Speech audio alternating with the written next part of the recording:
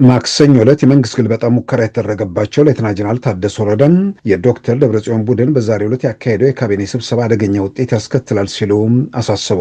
ጀነራል ታደሰ ወረደ ዛሬ በፕሬዝዳንቱ ጽህፈት ቤት ገጽ ላይ ያስተላለፉት መልእክት በክልላችን ከቅርብ ጊዜ ወዲህ እያደገ የመጣው የተሳሳተ ስሌት የወለደው አደገኛ አካሄድ ብዙ ቀውስ እንደሚያስከትል በተደጋጋሚ ሲገለጽ ቆይቷል።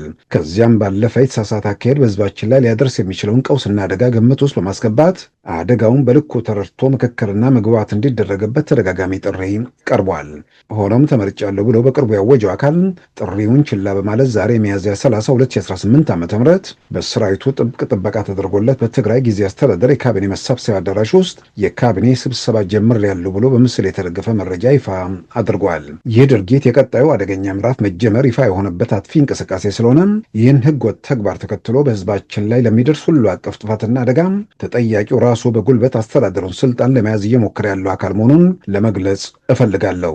ታደሰ ወረደ ሌተና ጀነራል የትግራይ ጊዜያዊ አስተዳደር ፕሬዝዳንት ሚያዝያ 30 2018 ዓ.ም